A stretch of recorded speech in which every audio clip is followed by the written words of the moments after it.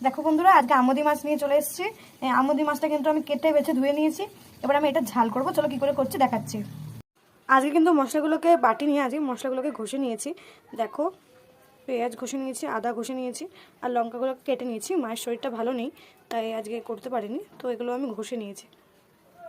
দেখো, কড়াইতে তেল দিয়ে দিয়েছি, জিরেটাও দিয়ে দিলাম।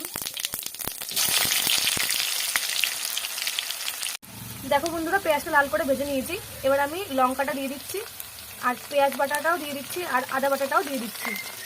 হলুদ আর জিরার গুঁড়ো আর লঙ্কার গুঁড়ো। এবার আমি এটাকে ভালো করে কষিয়ে নেবো, সাথে টমেটোও দিয়ে দেবো।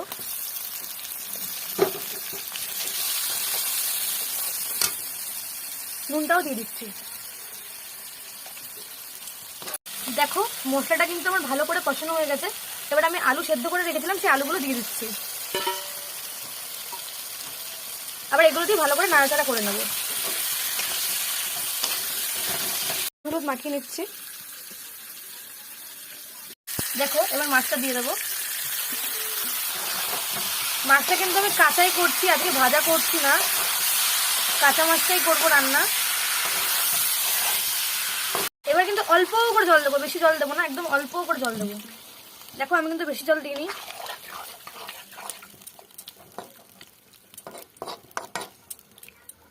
এবার কিন্তু আমি এটাকে ঢাকা দিয়ে দেবো। দেখো বন্ধুরা, আমার মাছটা কিন্তু রান্না হয়ে গেছে। এবার আমি এটা ধনেপাতা দিয়ে নামিয়ে ফেলবো।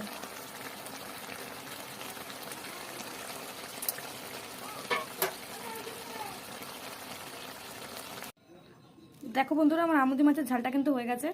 দেখতে দেখো কত সুন্দর লাগছে। আমি দেখেই তো ছিলাম যে অল্প করে জল দিয়েছিলাম, তো একদম মাখা মাখা হয়েছে সুন্দর। তোমরা এই রেসিপিটা ট্রাই করে দেখতে পারো। আশা করছি তোমাদের সবার অনেক ভালো লাগবে।